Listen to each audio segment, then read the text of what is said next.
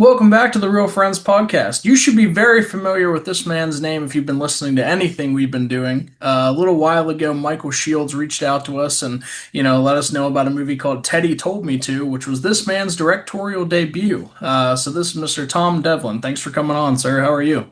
Hey, I'm doing good. Doing good. Thanks for having me. Absolutely. Yeah, we're very excited to talk to you. And I want to start it right out with a question, just, to get to know you and for you to get to know us a little bit. So we're both Pennsylvania guys, and I understand you're from East Stroudsburg. Yeah. So, how did a guy from East Stroudsburg go on to do what you have done? Um, well, I don't know how familiar you are with East Stroudsburg, but there's a very famous fantasy artist from the area named Frank Frazetta. He created all the cover art for the Edgar Rice Burroughs books and like Conan and all Danzig's art. I mean, he's like the godfather of fantasy art. And his son, Bill Frazetta, owns a Halloween store in East Stroudsburg called Frazetta's Fantasy Corner. And as a little kid, I kind of just grew up in there buying Halloween masks and talking to them about horror movies. And they taught me about Fangoria. And, I was a little squid that wanted to make monsters my whole life. And in the late 90s, I moved out to LA, and that's what I did. That's awesome. And then, I feel like, at least for me, right, our first taste of, Tom Devlin and how impressive you are was the show Face Off on Sci-Fi, Mm. right? So, I just went back and rewatched the entire first season. I don't think I had finished it actually before. And so, seeing you, unfortunately get eliminated in the zombie episode, then we get to the last episode and it's the recreating the fantasy character. And I was like, dude, Tom would be perfect for this. And then surprise, you come back and you get to help. So, two questions with Face Off. Like, at what point in your career did you do Face Off? Like, had you done a ton of movies before that? And then, just what was that experience like? I had done a ton of work before that, as well as everybody else on the show, except for Joe Holland. She was pretty green, but the rest of us all had long careers. I had already been in the business for about 10 years, and worked on the biggest stuff on my resume. Like I've worked on everything from major Hollywood movies to very small independent films, and I had done most of the big stuff prior to Face Off. So it's funny because that is the first time a lot of people knew who Tom Devlin, Frank Ippolito, Connor McCullough, but they'd seen our work for years. It's just effects guys were in the end credits; they weren't in front of people. And Sure. that's where Face Off kind of changed the game. Like all of a sudden, I could tell you when I moved to LA, one of the judges on Face Off is a very famous makeup artist named V. Neal. But when I Hmm. moved to LA to become an effects artist, I was unaware that V. Neal was a woman. I always thought V. Neal was a guy just because I'd seen the credits, but I didn't know V. Of course, I learned really quickly I worked for a guy named Matthew Mungle who was very close friends with her. And I learned they did Edward Scissorhands together. And I heard all the stories and learned very quickly I was wrong. But I was a kid too. I was only like 19 when I moved to LA. So Oh, wow. anyway, actually younger. I was 18 when I moved there, 19 when I was working on X Files. But as far as I forget your second part of Face Off. What was the second question? Just, what was the experience like? Any Oh, highlights, things like that? I mean, it was amazing. It's 13 or 14 years ago now. I'm still very close friends with Mackenzie Westmore, who is the host. She just actually starred in my latest movie, Bloody Bluff. But going on Face Off was like going to makeup effects camp. It was like all the supplies at your fingertips to make whatever you want. And that zombie episode I went home on, it was so disappointing because I really thought I was going to win the show. And Fangoria magazine used that zombie makeup to advertise the show, the makeup that I went home on. No And kidding. at the end of the day, I never lost. I was robbed. So it worked out. Sure.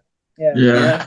Yeah, absolutely. I was, when your zombie walked out, I watched like the final four episodes last night. I was like, dude, that's one of the coolest ones. Like, I Yeah. can't believe, It was beautiful. 7-piece appliance without a visible edge. Like those guys, I don't know what they were smoking. It was beautiful.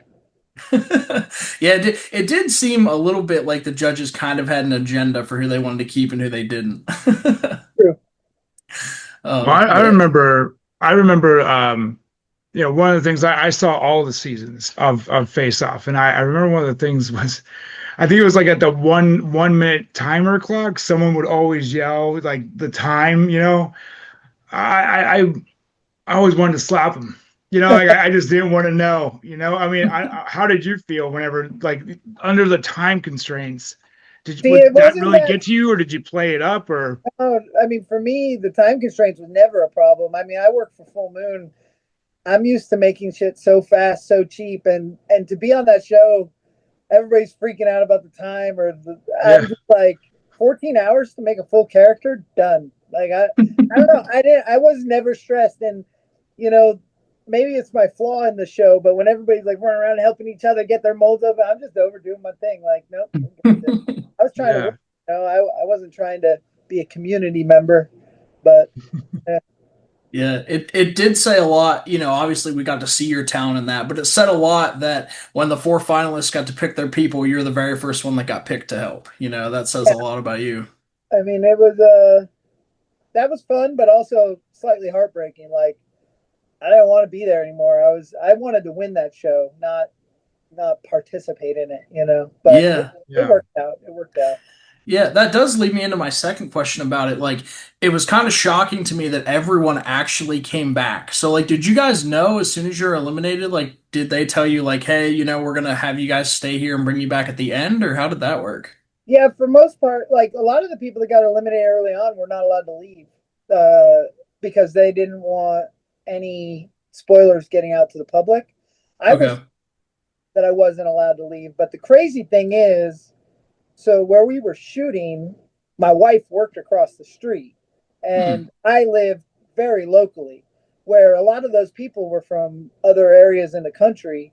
I told them, I was like, if you don't let me leave, I'm gonna walk home tonight. Like, either way, I'm going home.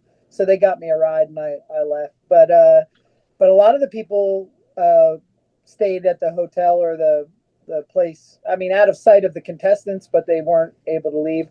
And then we're all under contract, so we had to come back. They didn't allow you to not come back. The worst was they brought me back in to do a bunch of voice work because they were trying to get me to say stuff I didn't say. And so Oh. I had to sit in an audio room while they asked me questions over and over, just like a cop. And I just wouldn't open my mouth because they tried very hard to get me to say that I changed my mind during the zombie challenge, that I was going to do this big fat bloated zombie, and then I changed my mind, and that's why I lost. I didn't say that. I made a joke that if I knew that Greg Nicotero was going to be here, I'd done a shark eating zombie because he's obsessed with Jaws.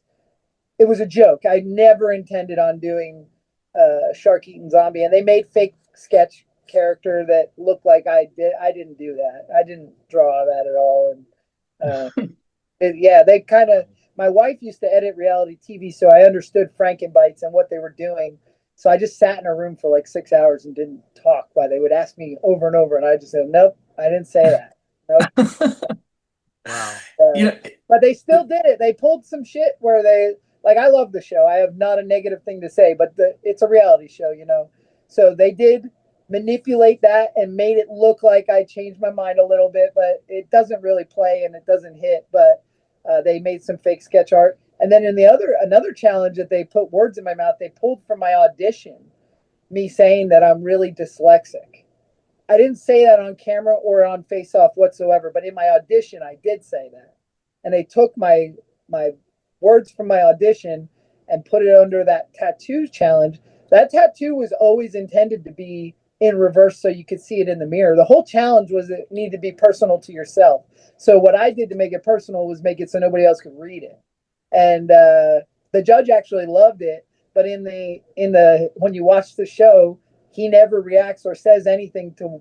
He did insult me. I don't think it's on camera. He's like, well, it really matches the flow of all your other tattoos, not my style, or something like that. Like, he's like, which I don't like, or he said something, but they made it look like I made a mistake and I was dyslexic and goofed, and I didn't do that. I had nothing to do with it. And he actually really liked what I did.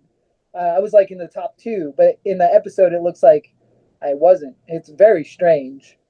yeah, Uh, It's Yeah. interesting how they, I got a lot of sense that they were playing up the reality TV part. Like, the filming you guys back at the house felt a little like Jersey Shore, especially when you Yeah, all came back. they were Like, grasping at straws, and that food fight was a reenactment because we had a crazy food battle the night before with no cameras, and hmm.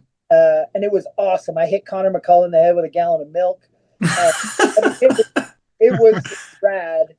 And then they saw the aftermath and heard the story, and they had us like redo it, and it was really pretty staged.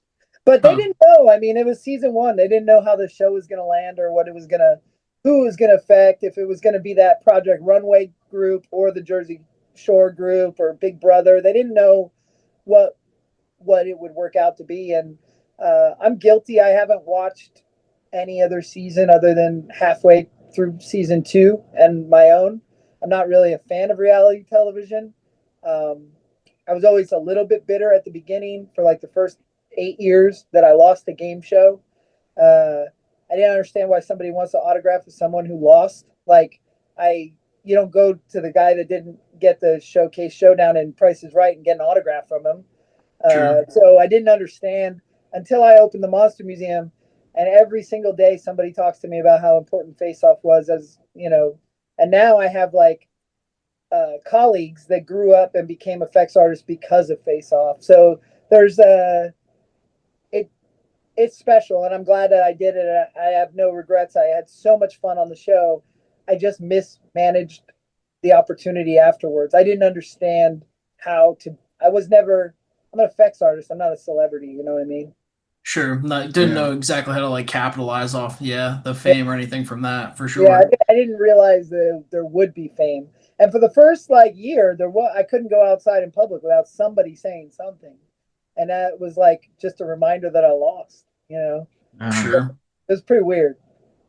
Yeah, no, absolutely. The cool thing for us that came out of Face Off, right, is that, your Teddy character, right? So we did the review of Teddy Told Me To. Like I said, we talked to Michael Shields. So, I mean, that was quite a while after the show. So what brought you back to the Teddy character and, made you have that be your directorial debut? Because I'm assuming you didn't think you were going to get into directing. Like special effects was your thing, or? Yeah, no, I was a makeup effects artist first and foremost forever. And my wife actually is a USC Film School graduate, and she is a director.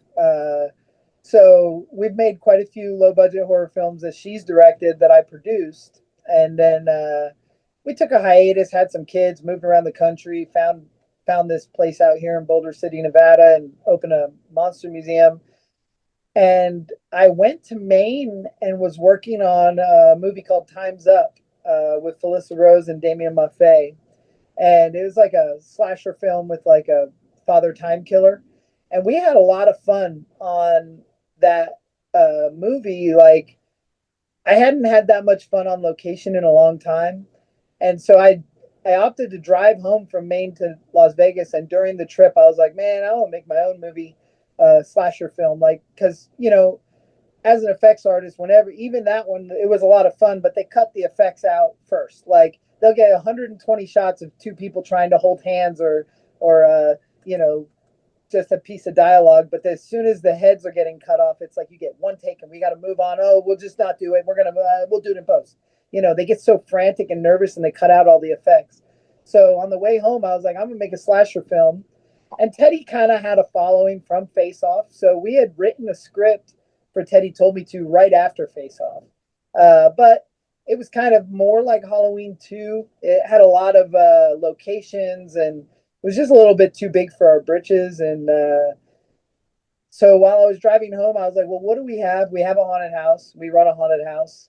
And I thought we could put the Teddy character in there. And we actually, Michael Shields was playing the Teddy character in our haunted house for 2 years prior, which is why he ended up getting the role. And then I had to change the part, make it an older version because of Michael playing him. I was like, well, how do we fit it to Michael? But I called my wife and I told her I'm going to make Teddy Told Me To, and she's going to direct it. And she said, no, I'm not going to direct it. And I was like, what do you mean you're not going to direct it? This is your thing.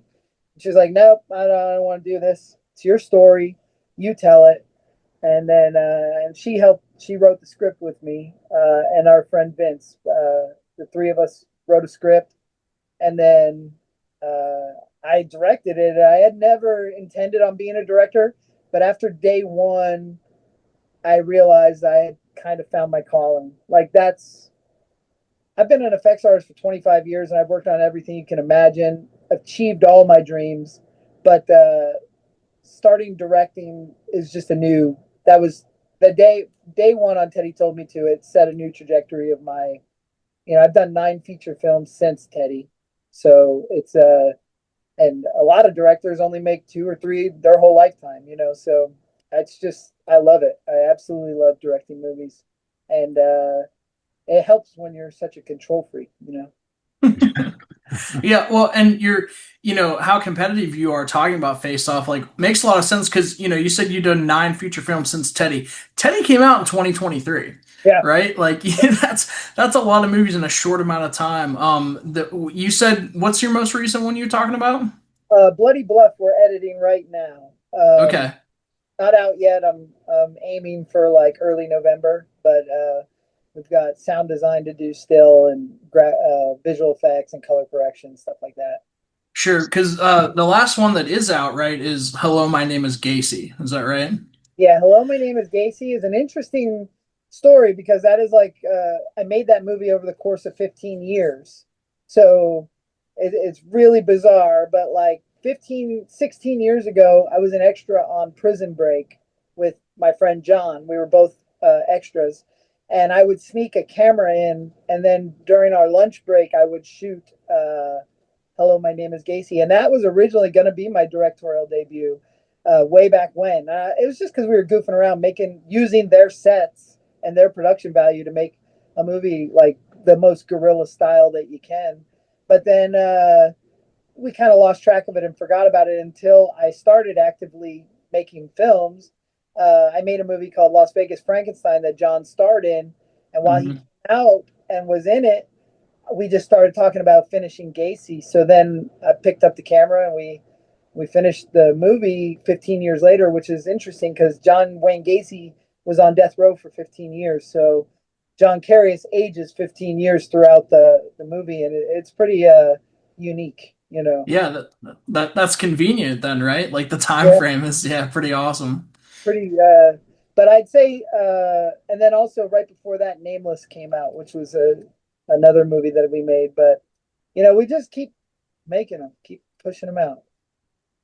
Is Yeah, I the was wondering Sorry. about that. I was actually wondering about that Gacy movie because I was at for some reason, every time I think about Gacy, I think about what's his name, Mark Holton.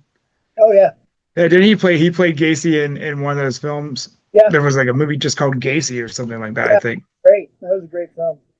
Yeah, like actually, I was at a con and he was there just as an attend, like Yeah, as a guest. But there was a guy walking around in full Gacy costume, makeup, and everything. I just kept thinking that was Mark Holton. But I realized no, it's actually just somebody attending. But I thought, man, he's really committed to that part. that's a pretty bold cosplay, man. Like Yeah. the horrible human that did horrible things. Yeah, it was pretty creepy because he was like all by himself, just standing looking out a window. Oh gosh, So it was, yeah, he didn't look like he wanted to like approach him. yeah, yeah.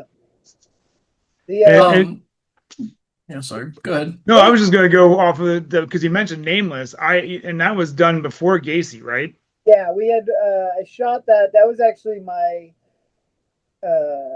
third feature film that I did, but it took a long time in post production. So we actually put out Slaughterhouse on the Hill and The After Dark before Nameless got put out. But Nameless was made before all of those. Yeah, because I don't know about you, Alice, but I've been what I did was is like after I watched Teddy Told Me To, I went and started watching the other movies on Tubi. And there's only 4 on there right now, I believe. Slaughterhouse on the Hill's on there, The After Dark's on there, Teddy Told Me To's on there, and Las Vegas Frankenstein. So the funny thing is, Las Vegas Frankenstein is in Spanish, so I can't watch that. In It's Spanish? On Tubi? Yes, Yeah, it's the only one. It's the only, you can't change the audio or anything. So it's That completely in Spanish. that is the silliest thing I've ever heard. Yeah, I tried watching it and because you can find like one on YouTube actually, and but it was all cut. It was like Yeah. all the words were cut out, all the gore was cut out. And so I tried watching it on Tubi and I thought maybe I can learn some Spanish and understand what's going on here. My buddy Mike Lenzini owns a YouTube channel, and he puts them out edited because they'll swipe you for content. Oh yeah. But then Tubi, actually, Slaughterhouse on the Hill is edited. So Oh really? if you watch the Blu-ray, it's much gorier. There's way more blood effects. Interesting. But yeah, we sell all the Blu-rays on our website, plan10pictures.com. But the thing is that even Tubi, things are harder and harder to get released. So I am actively trying to create my own Roku channel where I can put unedited content out there because censorship is like the new thing of 2025. It's crazy. Like I don't know how anybody's ever going to watch a movie like I Spit on Your Grave again. Like you just won't be able to find it. Joe Bob Yeah. Briggs does a great talk on physical media and why it's so important because the computers are just editing all of our content. Yeah, I love physical media. I follow all the boutique labels like Arrow, Umbrella, Kino Lorber, all those. They're great. And what you get with physical media, because I actually I feel like I gotta have a book Yeah, all the time. Like I love when they package them with books that you can read and read about like behind the scenes stuff and everything, because then it becomes more of a library, smell of rich mahogany. yeah, But no, but yeah, no, I definitely have like a ton of physical media, and you can jam pack so much onto physical media where they have all the interviews and things like that, whereas like digital is kind of just cut and move on, yeah. you know. We try to pack our Blu-rays with all the goods to get people to watch them. But it's just one of those things. I am lucky that I own a business where we can sell physical media here as well, and that's really how we get our movies in most people's hands. But Tubi is great. Fossum, all of our films seem to be showing up on a site called Fossum now. Hmm. Uh, and Fossum's tough. Like I was gonna say, I'm gonna buy Las Vegas Frankenstein because I tried to watch it on Fossum yesterday, and every like 10 minutes there's like half an hour of commercials. yeah, Like Oh you wow. can't, yeah, like you can hardly watch it. So yeah, I'm gonna order Las Vegas Frankenstein so I can finish it. it's a fun movie. It's a fun movie. I know there's a couple versions out there where they cut the boobs out of that one too. I don't know why people are so afraid of boobs when Yellowstone is like the most popular show on the planet, and there's tits all the time. So I understand, but low budget tits aren't allowed. You know, it actually said in like a statement way back with like Teddy told me to. I read that about the three B's, the mandatory three B's, and I was like racking my brain. Is that boobs, blood, and bodies? Beasts. Beasts. Yeah, Okay. yeah, you need monsters. That's a Larry Cohen thing. Okay. Old B filmmaker, but he would always say, "You gotta have the three B's: blood, boobs, and beasts." Yeah, I just saw. I think Larry Cohen has a set coming out here soon with a Wicked Stepmother in it, and that was one I always saw the video of as a kid. But I was like, I don't know. I don't know if I want to watch that. But it might be good now. I watch it through a different lens. Yeah, he's great. He was Yeah. great. Dead, but he was great. Yeah. You're the Bluffs movie that's coming out. So I don't know if he was allowed to, but Michael Shields when he came on the podcast before was telling us about a Sasquatch like period piece you have coming out. Is that movie or is that something down the line? No, that is Bloody Bluff. Yeah. Okay, Yep. It's a colonial, like colonial period Sasquatch movie. that sounds awesome. I'm excited Yeah. for that. It's rabbits with Harry and the Hendersons. Oh, nice. Okay. But I'm yeah, all about that. And I mean, I guess, we can ask this then too, since we're talking about future projects. So, for anyone that has seen Teddy Told Me To, or if they haven't, they should, there's a lot of potential there for a sequel. Are you someone that's considered making sequels specifically for that movie? yeah. I have actually a couple ideas for sequels for Teddy. I've gone through a couple scripts that just haven't we haven't hit it yet. It has to be, like Evil Dead 2 or Terminator 2. It's got to be better than the original. So we're not quite. I haven't landed on a script yet. I definitely plan on making a sequel to Nameless. I think that'll probably be my first sequel film. I've never made a part two yet, so Right. uh, I do feel like Nameless would be the first one to get a sequel. Hmm. Sure. And I Yeah. think I heard you say in a different interview too, because I think they had asked you a question similar, and you said, what I want is Teddy told me to. I want people to want the sequel, not just to push that out, right? And I can tell you, I mean, I'm sure you know this, but Mr. Shields is a pioneer for trying to get people to watch that movie. Like I know it's your directorial debut. It's his first like feature film he's in. And he's reaching out to people on TikTok all the time, like, hey, go watch this movie.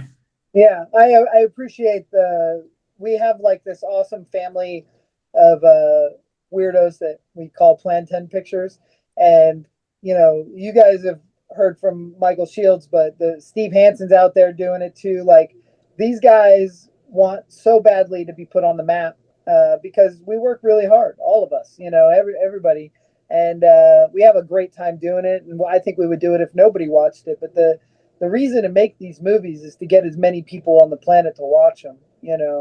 And I love that I have soldiers out there helping me because it's a lot of work. I mean, sitting to my right and left right now, I have my producer Kayla and my wife, who's also producer, editor, writer, visual effects artist, sound designer. So like these guys, we just work. We just nobody's paying us to do this. We're just doing it. So having those guys to be out there and help spread the word. I don't even know how to use a TikTok. So I'm Yeah. glad Michael has stepped into the future and he's kicking ass. So, I know we're doing this kind of mid-afternoon for you, right? Because, you guys are gearing up for the Monster Museum for the fall. So, anything cool anyone can look forward to, or are we kind of keeping that all under wraps? No, no. So the Monster Museum is a year-round attraction, roadside attraction, but we do a haunted house every October. And this year it's the biggest, best haunted house that we've ever built. I've been working on it for about 3 months. It's a physical structure called Blackwell Manor, and you go into the house and you exit out the backyard and into a mine camp and through the mines and back into the house. It's a it's a pretty gnarly independent haunt, but it's this one's my brainchild. We also have a thing called Outpost 51 Alien Museum that is a year-round attraction. So, we're really big into roadside attractions and kind of that Route 66 flavor. But in October, it all becomes horror. Awesome. Yeah, Yeah, I love that. yeah, it's awesome. And right, being a Pennsylvania guy, like we have a ton of stuff like that here in Pennsylvania. And yeah, I noticed you talked about one and Teddy told me to. You brought up that the chainsaw guy had been at Field of Screams, Yeah. right? So So I used to sell Halloween masks for a living, like create and sell Halloween masks. So every haunt that he rattles off were my old customers.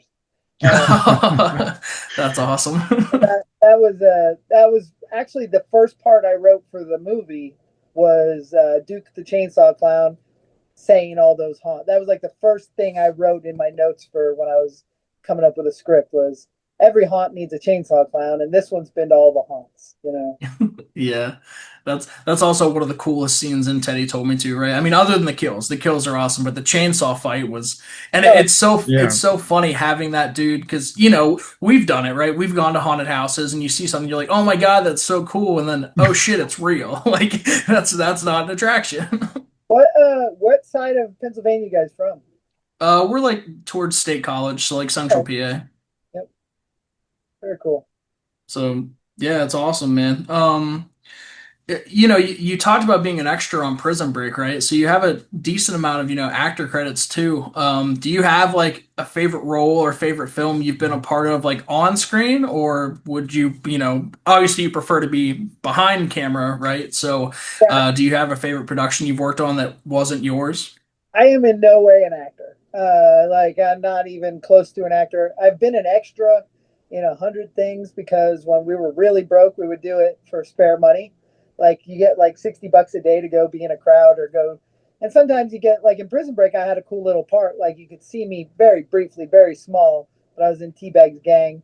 And but extra work is not necessarily act. There's two versions. There's like the homeless guys doing extra work, which I fit in that category, and then there's like there's the wannabe actors that are doing extra work trying to get their SAG card. And everybody mingles fine and it's fun. And then I've worked on 167 feature films, so every once in a while they need like to throw somebody in the background or to have you play a character because somebody didn't show up or do. Sometimes it's either easier to do the makeup effect or a creature performance with the effects artist because he knows how to pull it off. So I've stepped in a little bit, but I'm not an actor. I don't memorize lines. I guess if I had to pick a favorite role, my one of my best friends, Caleb Emerson, made a movie called Frankie in Blunderland, and I played this hotel clerk named Choney, and I'm screaming. I'm like, no checks, no fucking checks. And then I scream at Frankie and I'm telling him he ruined my life and stuff. And I just improv the whole thing. I was having a terrible day and I took it all out on the camera and it was awesome. But it's fun to watch because I watch it and I'm like, God, I'm a fucking lunatic. But absolutely not an actor. Just I've stepped in. I've stepped in when needed. I wanted to be a stuntman most of my life. I would say one of my favorite times on camera I worked on this really low budget movie that nobody knows about called Punch, which was actually Sydney Sweeney's first movie. She was like 8 years old, No and kidding. and I did motorcycle stunts on that movie, and I even did motorcycle stunts with Sydney on the back of my bike, flying like I'm ripping on this bike. I mean, her mom's fine with it. That was nuts. She has removed that movie from her IMDb, but it was her first film called Oh wow.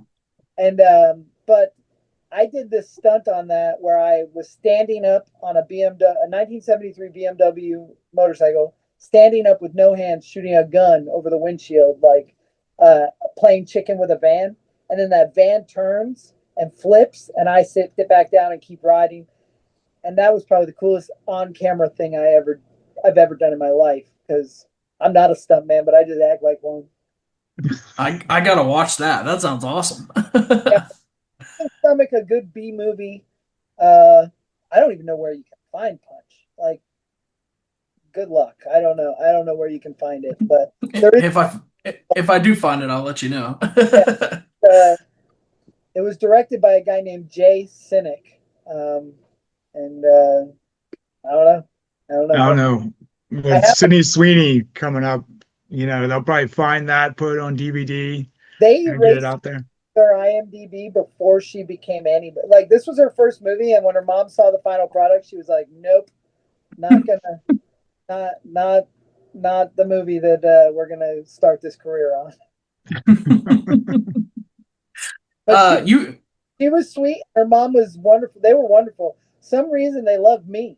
They were like, I don't know why. I would never trust my 8 year old daughter on the back of some rando's motorcycle. Like that's crazy. Yeah. Well, I was going to ask you, I know this goes way back, probably when you first, maybe a little after when you first got out there. Um, Club Dread. Club Dread is very early in my career. I was that was the first movie that I like kind of headed up the effects department. I was not on set for it. That was a guy named Chris Burgoyne and Chris Cabzina. Chris Cabzina went on to be on Face Off after me, like on season 4 or 5 or something. But he was on set for Club Dread, and then me and a couple other guys were making all of the stuff for it. And I pretty much had my hand in every effect on Club Dread. Cool. I worked for Matthew Mungle at WM Creations. I spent the first 2 years of my career at WM Creations, so I got like a really great crash course in how to make real movies. Yeah. Yeah, so some of the work there in the early stages, you weren't like actually on the set, but you were doing a lot of effects and things like that that they would use on camera then. Yeah, so Okay. guy, which means I made a lot of stuff and shipped it out because Yeah. those movies were union and you couldn't go on set if you're not union. Um, but like I was on set for Red Dragon, which was very early in my career, and season 8 and 9 of X Files. I was on set for all that stuff, and there's quite a bit CSI Miami, and quite a bit of big stuff, but there's just like 7 of us, so there was always 2 people on set and 5 people in the shop. making stuff, you know. Yeah. That's cool. That's cool. Like I was just wondering because like if you look at the IMDb page, it has like special effects and it has makeup department.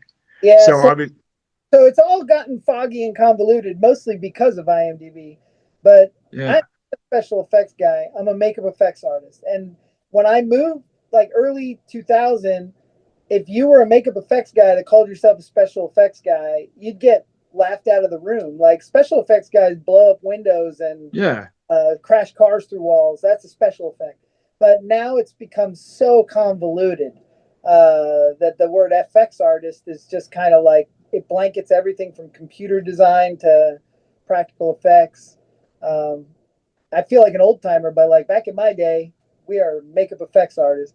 That was a term that was coined by Tom Berman back on Planet of the Apes. Like we're makeup effects artists. That's what we do.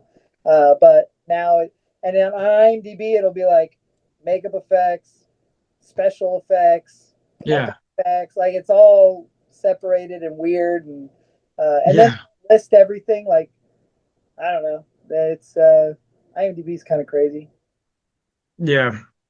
Yeah, because it was hard to like I was just trying to look at everything and I was like, oh wait, I have to click here to make there's this list of movies, there's this list of movies. I was like, there's so much that you've done and you just can't look at a list of it like it used to be. Like The IMDb used to crazy be where thing is like you have all those big movies that are like you kind of want to show off that you worked on.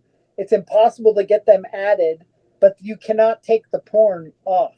Like can't get them to delete the porn stuff, but oh they'll hey, so add the other stuff. You know, it's like awesome. you brought that up. So hey, you brought it up. But it's funny though, the names of those that are on there. Oh, they're historic. Um Guardians of the Galaxy, you can't beat that. yeah, like Ass Venture Time. I'm like, what? See, but that's a crazy one because I didn't even work on Ass Venture Time, and I can't have them. They won't remove it. It's the same production company that Yeah. for a lot, but that doesn't represent my work. I wasn't there, but like I made Ninja Turtles for those guys that are brilliant, and other things. I'm not. I always use my real name on the adult stuff because I'm very proud of all the work I do, and the adult stuff that we did was so funny. Like it is Yeah. literally some of the funnest things I've ever been involved with. They're just it's like working on Saturday Night Live, but with sex. Yeah, especially dialogue and all that stuff that's going on there. Yeah, the guy that used to write those that we worked together a lot was named Leroy Myers. He's just comic genius. You know, his puns are hurled. Um, but yeah, But I actually, I know Alex. He had to step away because a dog was barking or something. But Yeah, he's I back now. lost internet at my house, so I had to come to my friend's house, and his dog is an idiot. So I don't know if you can hear him, but he's like this big and he never shuts up. that's funny. Yeah, I just wanted one of the things I wanted to call out, and I'm not doing like a plug here because I did this movie three 3 years ago. We did a fan film sequel to My Bloody Valentine called Valentine Bluffs. Oh, I know of that. Nightmare Christie's in it. That's right, yeah, and Lloyd Kaufman. So That's, it was pretty cool. I don't know if you've seen it. I have Um, not seen it yet, but Christie speaks highly of. She's in Nameless, and she's also in Slaughterhouse on the Hill. Yeah. Yeah, I actually haven't seen Nameless yet, but I watched Slaughterhouse on the Hill. And I did have a couple thoughts on that. I would in a story, which was kind of funny, but the intro to that, like the credit roll, I thought that was really cool. I thought that it was kind of like I don't know if you were going for like a kind of Rob Zombie kind of House of a Thousand Corpses feel, but that definitely came across with that older footage of the football game. Yeah, yeah. Like what was that just old footage or was that actually shot using an old camera? No, I actually just pulled that footage off of YouTube. I don't even know, I don't know whose footage that was. I mean, it's public domain, I think. But Yeah.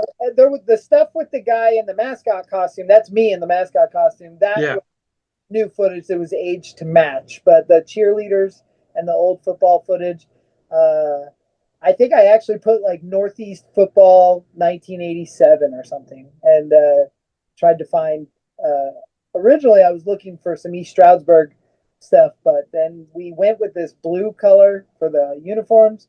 So I just was looking for something that would match the blue. Yeah, I thought that movie was great. I mean, obviously, I don't believe. Well, yeah, there that actually left itself open for a sequel. Yeah. You know, uh, and now that I know, I got to watch it again because now I know that some of it was cut out on Tubi. So I definitely have to see more gore. Is got is much better, especially with Jason Wallace getting cut in half with the chainsaw. Like they cut the whole thing out. So which is bizarre, man. I don't know. Yeah, They took a lot of sound design out. Like we had a lot more squishing and sloshing with like when Chris gets gutted, the cop gets gutted, and they took yeah, 3 layers of sound off, so it doesn't feel complete.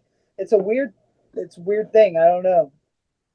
yeah. But so the Blu-ray that you have though is Yeah. fully uncut, has everything. Yep. That's Has that's great. great, excellent special features too. Oh, cool. Yeah. And the other story I had was about Dwayne Whitaker. All right. So and it kind of ties into Daniel Roebuck too, because we were at my wife and kids had gone to a premiere at the some theater out in like Lehighton or near Allentown or something like that. Lehigh Valley Mall And there, what? the Lehigh Valley Mall Theater right there, the one that's at the Lehigh Valley Mall. No, it's like a this is like a little like small town. It wasn't in a mall. Okay. Um, I'm just drawing a blank on the name of the theater, but they were having a premiere of a movie called Lucky Louie. Oh, I know that. Yeah, that's a Roebuck movie. Yeah. So it's pretty good, pretty fun day. There was just a storm and everything like that. But I was there because I figured, well, Daniel Roebuck's there. I'll get a chance to meet Daniel Roebuck and everything. So we didn't know what to do. We just went to this premiere and we get in there and there's big theater and everyone's sitting everywhere. And we just kept going up to the front and we get there and we're just set down in the second row. Obviously, we had no idea what we're doing. And basically, we see like Marsha Dealin Bennett walking around, from Return of the Living Dead 2.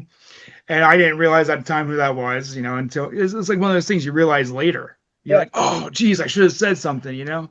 But I'm sitting there, this big guy sits next to me, and he's like hogging the elbow rest. And he's wearing this Hawaiian shirt Yep. and he just That's you correct. just I don't even know who this guy is, and obviously it's Dwayne Whitaker. But the whole time I'm sitting there, I'm just like, man, I really wish I could use this armrest. Like he's really like crunching me in. But and then I leave, and I'm just like, oh my gosh, I know who that guy was now. And I'm sitting there watching the movie, and I keep looking to my side. I'm like, oh wait, he's in the movie. So it That's was just kind of neat seeing him then again in Slaughterhouse on the Hill. Yeah, he's awesome. Very good friend. Did us a solid favor on Slaughterhouse because I called him about 17 hours before we shot. I was trying to get Hacksaw Jim Duggan to play that part. Oh yeah. He had some heart complications or something. He was in the hospital. I couldn't get a hold of him. And we had to make that movie really fast. There was this whole story. I was supposed to be making Bloody Bluff, the Sasquatch film, but the storm hit like Southern California and Nevada, like a hurricane came through and did not affect anything except for our location where we were going to shoot Bloody Bluff is up in Mount Charleston. They closed the whole mountain. And so overnight, we learned we couldn't make the movie, but everybody had taken off work. We're ready to shoot. So I wrote Slaughterhouse on the Hill in like a day and a half. We built the sets Monday and Tuesday, and then we shot Wednesday, Thursday, Friday for 3 days. And then we did 2 days of pickups like a couple months later. But we made Slaughterhouse on the Hill like overnight. There was no Wow. prep. No, I mean, we made all the costumes. We did everything in 3 days to shoot it for 3 days, and then. But I called Dwayne and I was like, I know you're gonna say fuck you, but I really need a football coach. I was trying to get Hacksaw Jim Duggan. Would you? And he said no. And I was like, oh, okay, I understand. And then he said, but send me the script. I'll let you know what I think about it because he's a really good writer. And I sent him the Yeah. script. He called me back and goes, man, this sounds kind of fun. I'll do it. If you get me a plane ticket, I'll come out and do it. Oh, So, that's cool. and I paid him, but Dwayne is such an actor. Like he's a character actor, so he gets lost sometimes. But if you ever get a chance to watch Eddie Presley, like Dwayne, Yeah, I got it. Yeah, I watched it. such an actor. He is like, and everybody in the room can learn from him while he's doing his thing. You know, Yeah. amazing. And Roebuck too. Both of them, they're incredible. Yeah, I remember watching Presley and just being like blown away, like especially like at the end and everything when he's just goes on and on and on, and he's having like the breakdown and stuff. Yeah, Like that was wow, you know. And yeah. he also had another movie. I think he did it, directed himself. Like it was like a black and white movie. I forget the name of that, but it came out like right after Oh, okay. Eddie Presley. But I have yet to watch that one yet. So He's great, and you know, he was such good friends with Jeff Burr, who's one of my favorite directors, and I just yeah. those guys are awesome. Yeah, that was unexpected. Like I didn't know, when I heard that Jeff Bird passed, like I wasn't, it just came like I didn't know was he sick or did you know? Like I had met him. Well, I knew him before. I worked on a movie with him called Devil's Den, but I met him in Texas about I don't know 3 months, 3 or 4 months before he passed, and we had a great conversation. I mean, I don't know. He was just always so awesome and one of my favorite directors, the king of the sequels. You know, Stepfather yeah, 2, Pumpkinhead yeah, 2, Puppet Master 4 and 5. Like he's the king of the sequels. You know, yeah. Texas Chainsaw. I don't know if you said that, yeah, but 3, yeah, yep, yep. And I think even Dwayne was in part three, yep, very, very briefly, very but it was brief. But gross. that's those guys, those guys in his movies all the time. You know. Yeah, and I noticed you do that a lot with your movies. You were talking about all the Plan 10 picture crew. Yeah. And I swear I've seen Matt Osborne before. I swear that If you ever go to a horror convention, like if you guys frequent any conventions, he's an agent for like he's one of the agents for everybody. So you'll see yeah, him running around at like Monster Mania or wherever. yep. That's probably where I've seen him because Yeah. I was like, how do I know this guy? And then he's in like every movie that I've watched of yours, Teddy was and he his always seems to die. Teddy was his first, and I had to convince him to do it. And then after that one, I've put him in every. I think every movie I've made, I've put Matt in. I don't think there's been one that he's not in. He's very briefly in Bloody Bluff. Like if you blink, you miss him. He's an extra, but other than that, he's in all of them. Yeah. And I Yes. wanna kind of talk about like some other people you've had in your movies, right? Like, you talk about people being good actors, and one thing people don't realize is that professional wrestlers are good actors too, right? And Yeah, yeah, you have I think Gangrel was in one of them, right? You have Papa Shango in Teddy Told Me To. Like, how are you getting these like big name wrestlers to come to your movies? That's awesome. well, I love wrestling, and I just ask him. You know, Gangrel. That my favorite thing ever, my favorite movie that I've made, the thing I'm most proud of is The After Dark. And I wrote that movie when I was in like 11th grade, 12, yeah, 11th grade, uh, 27 years before we made it. And when I wrote it, it was 1998. Gangrel was at the top of his game with the Brood and WWF. And Lars Fredrickson, who's also in the movie, is he's the guitar player and second vocalist for the band Rancid. Also was on top of their game in '98. And so, like, to make the movie 27 years later and get these guys involved that were involved in my brain when I conceptualized it's just like the most coming of like full circle. And as soon as I started directing movies, like after Teddy, I was like, I have to make the After Dark. I've been talking about the After Dark for years. It's called the After Dark because 90210 was the Peach Pit After Dark, was like the club. And I had so much childhood love for this idea that I wanted to make a comic book out of. I wanted to make something out of. And so then we made this movie, and I just cold called Gangrel, and I was like, "Hey, man, I want to make this vampire movie. I'd love for you to be in it. There's gonna be wrestling. There's gonna be a lot of wrestlers, like Paul London's in there, Sin Bodhi, a local guy, Wes Logan. There's a lot of good wrestlers in the movie. Leroy Patterson, the Human Tack Board, and so Gangrel was like, "Yeah, I'll do it," and I was like, "Awesome," and I agreed on a price, hung up, sent him the script, and then he called my producer and he's like, "But this is a real part. I thought he wanted me to show up and be like banging and banging and want some get some blah, blah, blah." It's like, no, this is a real movie with real part. Like he didn't realize he thought he was a cameo like what Papa Shango did. He did not realize he was written as the villain of this movie, and he tried to get out of it a couple times. But I stayed on him. I was like, no, it's gonna be great. We'll help you out. It's gonna be awesome. Sin will be there. Him and Sin have known each other 30 years. They've been wrestling. Sin Bodhi grew up childhood best friends with Christian and Edge. So since the Brood, Sin Bodhi has known Gangrel. Those guys have knocked knuckles 100,000 times. So Sin told Gangrel, "Oh, it'll be cool. Tom's cool. It's gonna be easy."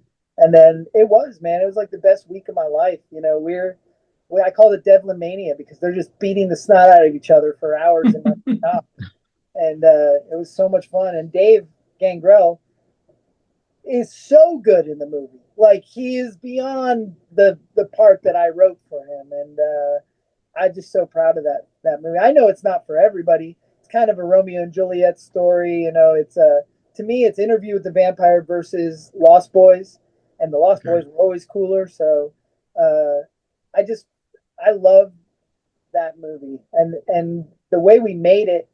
You know, I have my own like little independent studio here that we built all the sets and we do all this stuff, and all the team came together, and it was just fantastic, man. I love it. But to answer your question about wrestlers, I put wrestlers and porn stars in my movies a lot, and the reason why is they're really good at improvising and getting it in one take. Both disciplines, the porn stars and the wrestlers, they're not used. They're not stage people. They're not movie people where they get 30 takes. They get one shot to make it look good, you know, and that really helps when you're trying to shoot a 80-page script in 5 days. So we moved Yeah. back. Absolutely. And that kind of ties into something, Michael Shields was telling us. He said you had a rule, right? No more than three takes. Is that something that was just in Teddy Told Me To, or is that you've continued that? I started it and Teddy Told Me To, but that is Tom Devlin. Like the funny thing is, so on Teddy, I've never been a non-confident person. I'm very confident, but Sure. On Teddy, uh, I still believe to this day my wife's a better director, and she's really good. And but this is my movie, so I had to do it my way. And I made up my own sets of rules of how I was gonna do it. I'm a big fan of Kevin Smith, and on Mallrats, he used to use a stopwatch, and they would have to get the words out. That's why the banter is so witty and Oh fast. wow. Um, Yeah.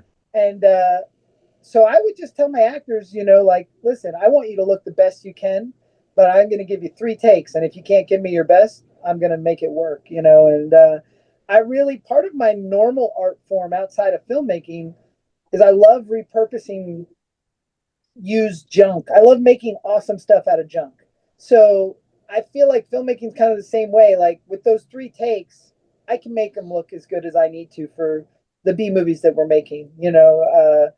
I just don't have a lot of time to spend. I very rarely go over 3 takes. Like it's very rare, but once in a while, if I have to, and usually if it's a camera's fault, not an actor's fault. But Yeah. Sure.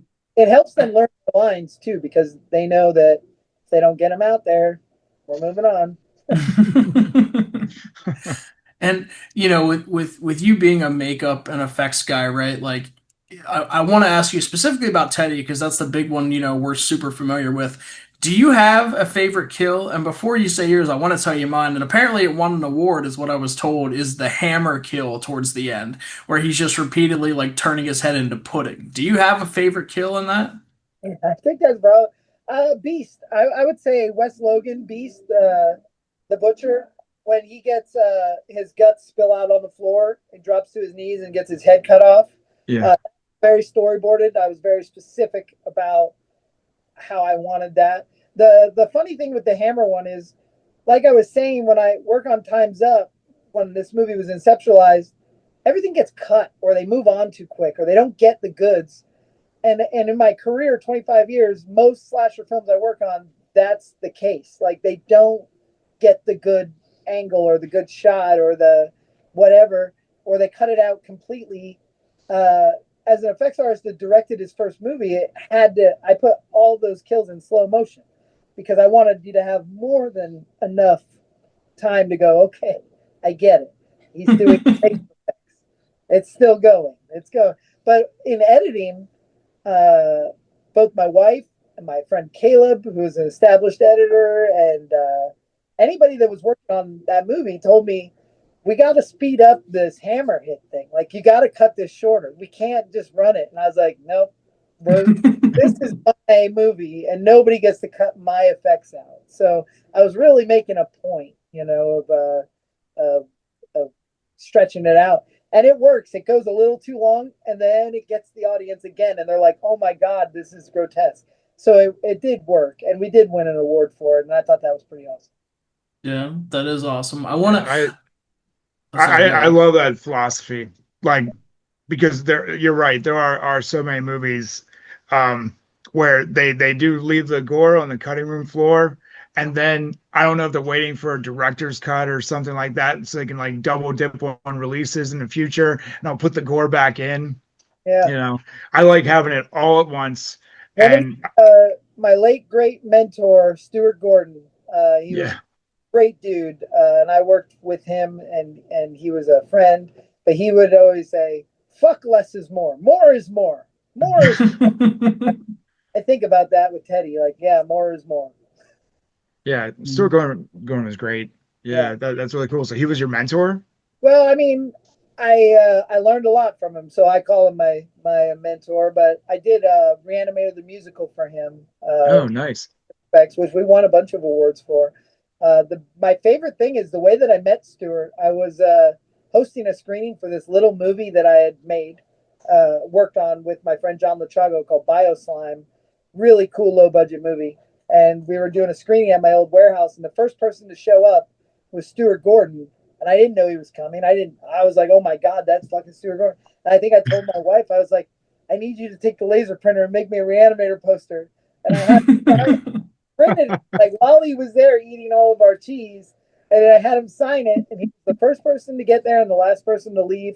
And by the time he left, I had a job on Reanimator, and we were off to the races. And he was awesome. He put his neck out for me a couple times. He wrote me some really good letters of recommendation, but just hearing the way his brain worked and having the conversations I had with him, uh, both him and Charles Band have taught me so much. Uh, about directing before I knew I wanted to be a director. Like my being in that room with those guys and hearing the the philosophies, I, Mhm. that's how I make these little movies so efficiently. Yeah. Yeah, and Charles Band, you mentioned him. I just love how like I watched the Full Moon Universe. I think they used to release it like every Tuesday night on YouTube. And I love how he is able to make stuff out of nothing. Yep, Like, he just like comes up with these ideas, and like the movies even are so like short, and they're quick, and they get the point across, always leaving open for a sequel. But I have this like let me grab it. Stuff like this that Charlie Band comes up with. This is a fortune teller made out of like an old iPhone that he sold. It's yeah, crazy. Like I just have no idea where he comes up with this stuff, but I guess there's a like I mean that looks like an iPhone, right? yeah, yep. And this is what he was selling. It was really cool. Like I got one of these with one of the puppets. They apparently burned a whole bunch of Leech Woman, and they threw these in if you got one. But That's I all. thought really like all the ideas that he comes up with, so I can only imagine. I made that leech woman that got burned. Oh, you did? Yeah. Oh wow, that's cool. Like, I'm looking at it right now. It's really cool how that like what did you use on the side? So I'll be honest with you. They wanted a leech woman replica. I have made hundreds and hundreds of replicas for them, and I brought a leech woman replica, and it was fucked up. Like the foam was fucked. But I was like, it's under the dress. Nobody's gonna care. And they're like, we can't use this. And I was like, well, keep it anyway. And then they sent it to China and painted it black, and they called it "Burned Up Leech Woman." But that there is definitely I mean, I think they might have added a little on her face, but that is from my those are from my mold. I drove those down to Bob and dropped them off, and then Burned Up Leech Woman came out, and I thought that was Oh man. terrible. That's Charlie. He's like, oh, we're not going to waste those because they sent mine to China to make replicas, and they came back looking a little worse, and then they're just like, yeah, paint them black. Yeah. But it worked, and they sold them all. Good for him. Yeah. Yeah, he's very good at that. Yep. I did want to ask you about this is really the last question I wrote down, but if there's anything else, Mike, you have or anything you want to talk about, Tom, you know, when I was talking to Michael Shields, he told me that his claim to fame that he doesn't even know people notice, and he said he was talking about it for the first time on our show, is that he thinks Teddy is the first ever ambidextrous serial killer. Is that is that something he's ever brought up to you? Because I'm sure it wasn't something you wrote into the script, right? If brought it up to me, I don't remember, but he may have.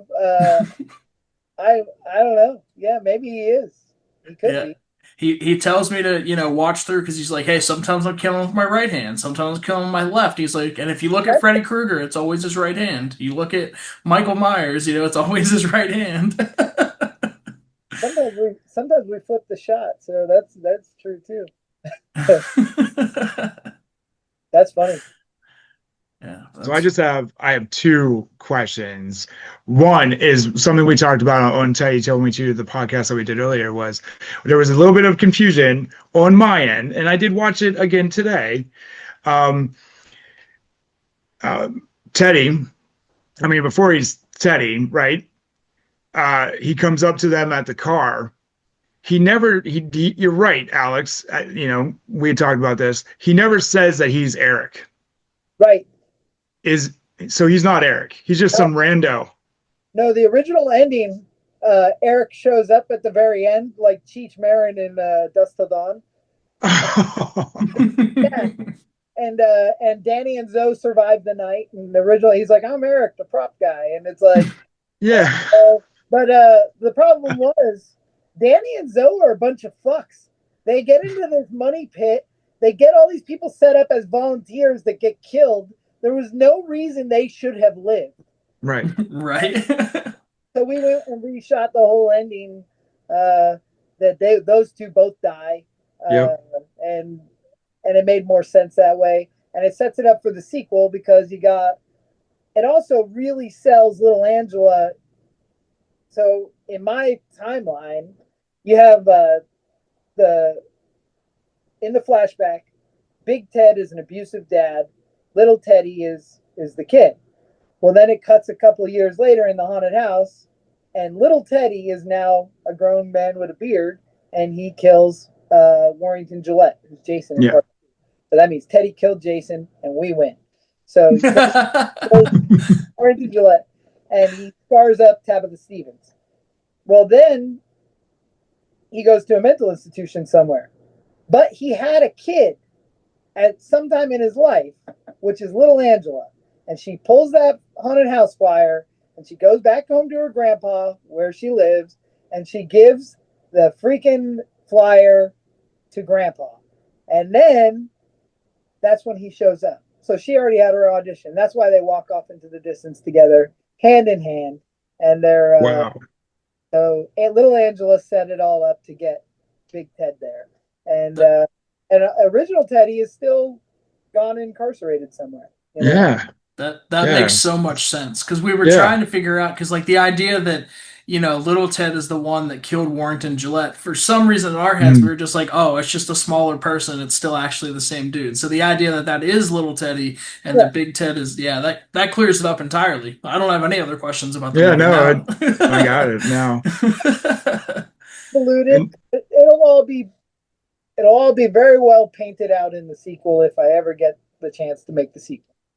Sure. yeah, then you go to the mental institution, get out Angela's dad, and they all go on a spree. Well, in the Plan 10 universe, there's another character that I will tie to this that will he's been in several. I don't want to give too much away, but there is a whole thing. There's a whole thing that we find out where little Ted is.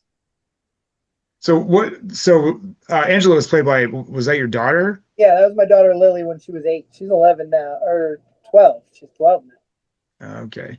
So do you have plans for her like to be in more films? Has she been in the other one? I don't think I Yeah, saw her in. like I wrote her a big part in Bloody Bluff, but she did not want to do it, so she passed it to her best friend Leighton, who's an incredible actress. Um, my daughter's going through a thing where she doesn't want to be on camera right now. My son is in. He's the little Teddy. He's like the birthday Teddy, but he's Yeah. also in Nameless, and he snuck into Bloody Bluff a little bit. But my son, I think, will probably be in a little bit more of the films, and hopefully my daughter comes back around. But I don't know. And I try to stick my wife in everything I do too, or a little bit. And she's the like hot vampire babe in Teddy that doesn't ever speak. Mm. Yeah. Isn't she the? Is she the one that like is like flirting with Vince? Yes. Yeah. Jimmy? Okay. Okay. Yeah. Yeah. I like that guy too. Yeah, I thought he was very good in that movie. Oh, he's I thought everyone did a great job in Teddy Told Me too. Then I saw him again in Las Vegas Frankenstein, but you know, I had no habla español, so that's so funny. I don't know why that. No wonder we don't make any money on it.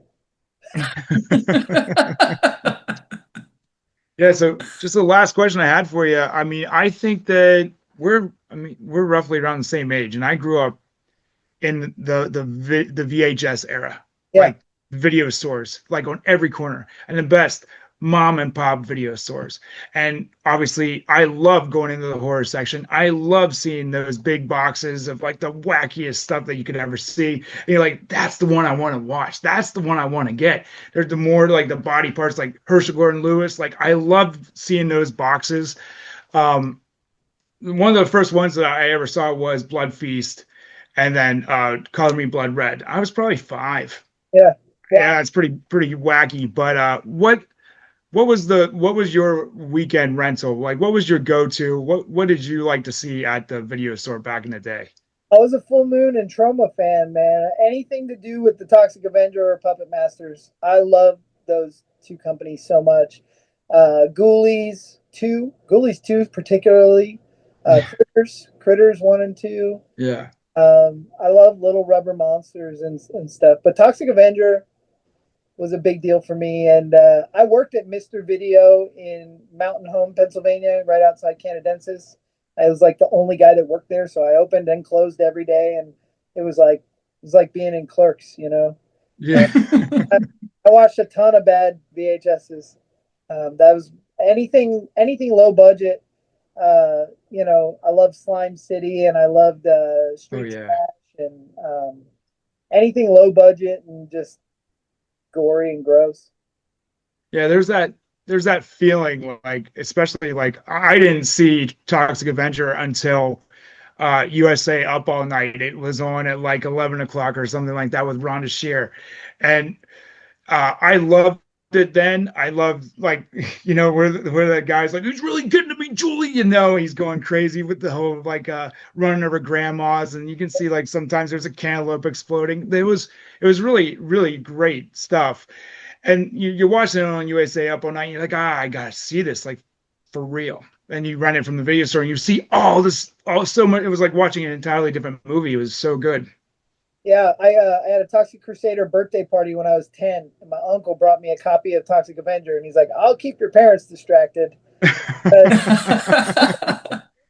And I had never. It just shaped my whole life. Like I Yeah. was done. That was everything I ever wanted was in that movie, and I've gone on to be great friends with Lloyd, and I've worked on. I was the head makeup artist on Poultrygeist, and Oh wow, yeah. it's just been a wild ride. But the funny thing is, when I moved to LA, my career went into a very large film industry thing at the beginning. But I moved there to work on Full Moon movies. Like I did not go to LA thinking I wanted to work on Terminator 3. I went there to work on Yeah. Puppet Master movie or Trauma movie, and back then Trauma had an office in LA, and I would go there and like just beg for work. And Yeah. But no, it was I definitely making the zero budget movie. So many times people are like, "Oh, if you had real money in real time." I don't want real money in real time. I love the constraints. I love the family aspect. I love that we make a movie in a week and we're done. And I like just having nobody. I used to say I like nobody censoring what we're doing, but they're doing it in distribution now. So I don't know. Like all I can say is if you guys have a following or listeners out there, just buy Blu-rays, man, because the Blu-rays are what you will be able to tangibly watch the actual intended product on. Hmm. Yeah, no, Won't yeah, I be agree. Yeah. So August 29th, you got that marked in your calendar. August 29th, big release day of the Toxic Avenger reboot, as Lloyd calls it. He doesn't call it a remake, he calls it a reboot. I won't watch it. You don't want to watch that? You don't want to see what's going. Lloyd's all behind it. He passed the mop to making. It's all bullshit. It's all bullshit. It doesn't even Yeah. take place in Tromaville. It doesn't. I am not. I understand when the original Trauma way is to fight against the mega conglomerates, and now we're letting Legendary take a product and put fucking Peter Dinklage in it, call him the Toxic Avenger. He's not Toxic Avenger. He's Melvin. He's not even the monster. And then it doesn't take place in Tromaville, so it's not. I don't know. I have no interest. I think it's garbage. Yeah. Sorry, I'm sorry to rain on. No, it's not raining. I like hearing other opinions, so I'm good. Trauma would the fight against mega conglomerates, which was the mission of the Toxic Avenger, would not accept AMC popcorn buckets of the Toxic Avenger. Yeah, no, I get that. Yeah. That listen, I'm a fucking 40-something-year-old punk rocker who has not let go, and it's I don't know, man. I don't know. Well, if anything comes out of it, the one good thing is that Lloyd is getting some payday out of it to make other movies and keep Troma going and making physical media. He made his last film. He already said that. He's made his last movie. It's Shakespeare's Shitstorm or whatever. Have you seen that? No, not yet, but I heard it's great. Yeah, I knew it played at oh yeah, I knew it played at some drive-ins, but I haven't seen like any Yeah, media for it. But I've heard it's absolutely awesome. I have also heard that the new Toxic Avenger, from Troma people that have seen it, I have heard that it's unwatchable. So oh really? yeah, but I don't always believe other people. I just am really against. Like, I hate that fucking Puppet Master Littlest Reich that Dallas Sonyer made. That it just ruined. It has nothing to do with Puppet Master. It's a piece of crap. Was that the one with was that the one with the son of Toulon? Was that what it was? No, this is a big budget reboot that came out about 3 years ago or 4 years ago. It's terrible. It's terrible. It's not Full Moon. It's made by Cinescope. But Okay. this Troma film, yes, they got paid, and he's considered a producer on it. But it's not. It's not. It's legendary. It's a huge Yeah. company that I don't know. I think it's probably garbage. Yeah. I've Well, been wrong, but and I like most garbage. Like I like movies. I like reboots. I'm not somebody who ever bashes on anything. I just feel like are all the ideals that we've been preaching for 30 years just got flushed down the toilet. yeah. The big fat mare and everything, and like the whole devil thing, and the Yeah, third one. I mean, that was the big concept in that one. yeah, Um, sure. did you know about Mr. Melvin? Did you hear about the Mr. No, Melvin cut? we found out. I just recently started seeing ads for that, and it looks awesome. Yeah. That looks awesome. That's making the drive-in like circuit right now. I think Lloyd's taking it to conventions. I'd love to see that. I mean, like two Yeah. and three together as they meant to be, because you can tell they were like filmed around the No, same they at were the same. supposed to be the same movie, but there was just too much content, so they split it into two movies. But yeah, I love both of those films. Yeah, yeah. I think I was just gonna look at my list here, but I think I asked all my questions, Alex. Sure. Yeah. I mean, what you're talking about kind of leads me into my last question. It's the question I ask anyone that comes on here. Is there anything that's come out this year that you did really enjoy that people should see other than obviously your two movies? Man, I'm terrible with new movies. I'm not. I don't love. I don't love the direction that, especially horror, has gone. But I really enjoyed the Fantastic Four. The art direction in the Fantastic Four was stellar, and the costumes were beautiful. Um, I like that, but I don't know. Trying to think within the genre, within like what we're talking about. I think that new Jason mask looks horrendous. Yeah. Yeah. I hate to be No. a Debbie Downer because I'm like my whole life I was the guy that loved everything, and just in the last 3 or 4 years, I feel like we've lost our way, and we just need to get back to it. It's just one of those. It's just one of those things. I have a lot of friends making some real creative movies and some interesting stuff, but I just don't feel like the mainstream Hollywood. I feel like they're a little bit lost. And I appreciate that James Gunn comes from trauma and he still kind of preaches, the idealism. If you've ever been a part of trauma, like more than just a fan, but part of it, it's a cult, man, and we're all indoctrinated into it, and we become alumni of trauma, And James Gunn has held the flag, like he's the most successful filmmaker on the planet right now, and he comes from trauma, Yeah. and not forgot it. Still credits Lloyd Kaufman with helping him start a career. Yeah, he's in every movie. Yeah, and Yeah. I think that is so admirable. And I did really like the Superman that he did. I think it had flaw. I can't get behind the digital monsters of like these cartoon trolls that look like they're from Candyland or something. I don't understand. Yeah. I'd rather see Tromy the nuclear squirrel from The Good, the Bad, and the Subhumanoid. But that's just me. I don't know. I like practical, tangible effects. Yeah. That's why I have a museum that is, you know, we are preserving the history of practical effects. We're not talking about the future of practical effects. Well, Awesome. actually, I know Alex. I know you were trying to wrap. I did have another question since you brought up the museum. What is your favorite item that you have in there? Oh man, there's everything. I'd say the screen used puppets from Puppet Master that I made, because I did the last three Puppet Master films, and that was just a childhood dream. Yeah. Yeah. That would be awesome. I mean, for me, like I feel like I really like the third one. Yeah, I really like the fighting the Nazis and everything, and that was six shooters and intro. Yeah, But yeah, I mean the last three you worked on those. Were they the Axis trilogy? yeah, we did. I didn't do Axis of Evil, but I did Axis Rising, Axis Termination, and Blade the Iron Cross. Awesome. And And Blade, I think that's the last one, right? yeah, Blade the Iron Cross and Axis Termination are really like day-to-day sequels. Like that is a solid. Those two films go together like peanut butter and jelly. Awesome. Yeah. And I thought that they were going to continue with, and maybe you know this or not. I'm sorry, I'm going over time here probably, but maybe they were going to continue like after Blade, were they thinking of doing like a Jester one and They a were Torch one?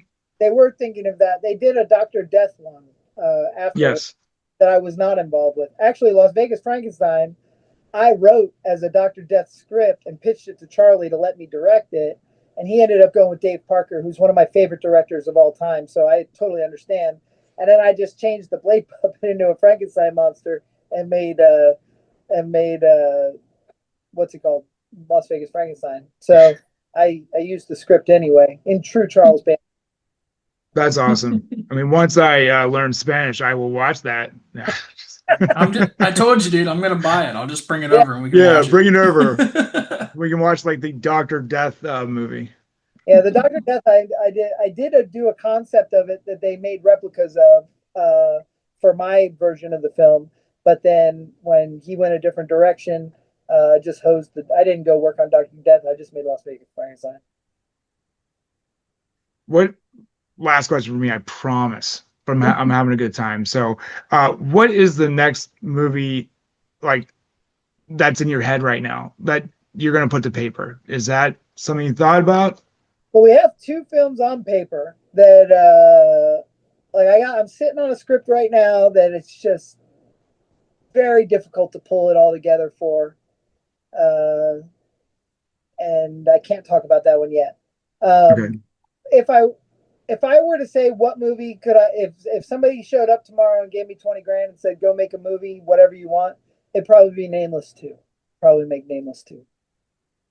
So you have a script for that one already? I have an outline for it. I Okay. have a story and it pulls the Plan 10 universe together to get me to that spot where I could make Teddy 2. Okay. Interesting. Yeah, so what'd you say? You just needed 20,000? I'll just Like that's I'd say about what we make these movies for, somewhere between 10 and 20, but 20 is the most comfortable. That's what we made the After Dark for. see, I thought that was like your blood budget.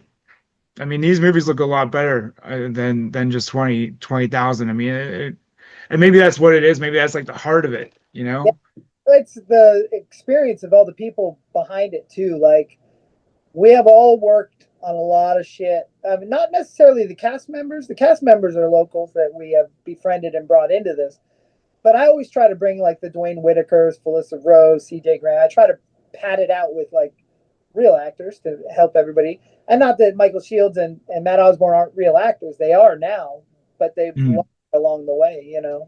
And but but the people behind it, my camera guy Corey, my wife Lola, myself, uh, we are filmmakers, and we have been for 25 years. So it's that we put that experience into these little movies, and it's something, I don't know. It's unique. Like we're making low budget movies. I like to think the way that Roger Corman was making low budget movies. Like he's a yeah. real filmmaker. He wasn't just a guy in his backyard. Yeah. Yeah, right. Yeah, he was reusing the same set 3 times to make 3 different movies. Every movie you've watched that I made has been shot in the same room, Oh, really? but nobody knows. Like Las Vegas Frankenstein Yeah. Lair, Teddy's Haunted House, the After Dark Punk Club, Slaughterhouse on the Hill, the Slaughterhouse. That room, it's only one room that's 30 by 20 foot, and we just redress it for every single movie, and nobody can tell the difference. No, I couldn't until you just said that. Yeah, Yep, definitely not. but that's all Full Moon, man. That comes from working for Full Moon for 14 years. That's awesome. That's awesome. Well, hey, thank you so much for doing this. This is a lot of fun. I think I haven't talked to Mike about this, but I'm putting him on the spot. I think we done Teddy Told Me To, and we've done this interview with you. I think we're just gonna review all your movies and put them out there for people. I think that's the plan. That's awesome. Yeah, I'll do that. So yeah, thank you so much. We really appreciate it. Very cool, very cool. Well, let me know when I can share this around because I love having anything to post. Yep, absolutely. Yeah, we'll send it to you. So this has been Tom Devlin and the Real Friends podcast, and we'll see you guys next time. All righty. All right.